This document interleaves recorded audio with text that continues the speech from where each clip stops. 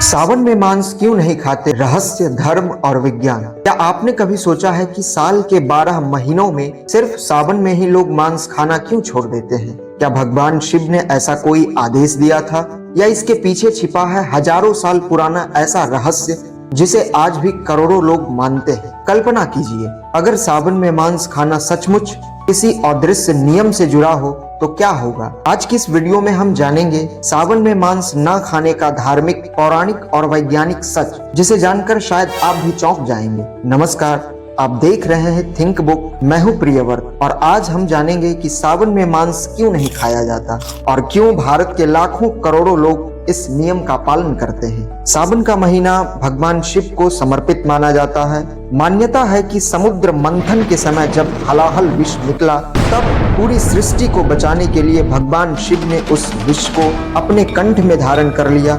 इसी कारण उनका नाम नीलकंठ भी पड़ा। कहा जाता है कि विष के प्रभाव को शांत करने के लिए देवताओं ने उन पर गंगा जल, दूध, दही, शहद और बेलपत्र अर्पित किए। यह समय सावन का था, इसलिए यह महीना शिव की आराधना और संयम का प्रतीक बन गया।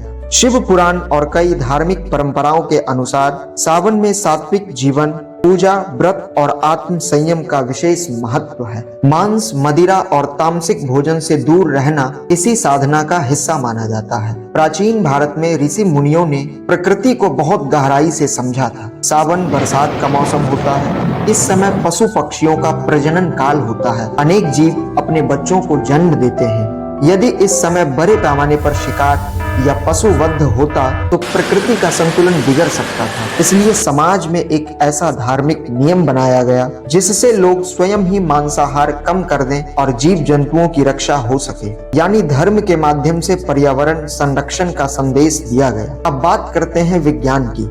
बरसात के मौसम में वातावरण में नमी और बैक्टीरिया की मात्रा बढ़ जाती है। सूर्य की किरणें सही ढंग से नहीं आते हैं। आसमान में घने काले बादल छाए रहते हैं। दर्शकों, इन दिनों यदि आप मांस खाते हैं तो फूड पॉइजनिंग, संक्रमण और पेट से जुड़ी बीमारियों का खतरा काफी अधिक हो जाता है, क्योंकि मांसाहार भारी और अपाच्य भोजन होता है और हमारे पाचन तंत्र को ऐसे गरिष्ठ भोजन को पचाने में विटामिन डी की आवश्यकता होती है, जो कि उन्हें बरसात के दिनों में सही ढंग से नहीं मिलता। आयुर्वेद भी सावन में पाचन शक्ति को अपेक्षाकृत कमजोर मानता है। इसलिए इस मौसम में हल्का, सात्विक और आसानी से पचने वाला भोजन खाने की सलाह दी जाती है। यही कारण है कि कई परिवार सावन में केवल शाकाहारी भोजन करते हैं। यहाँ एक महत्वपूर्ण बात समझना जरूरी है। धार्मिक दृष्टि से यह श्रद्धा और परंपरा का विषय है। भारत के सभी लोग या सभी समुदाय सावन में मांस त्यागते हों, ऐसा नहीं है। अलग अलग क्षेत्रों, संस्कृतियों और परिवारों की अपनी अपनी परंपराएं हैं, लेकिन यह सत्य है कि सावन में मांस ना खाने की परंपरा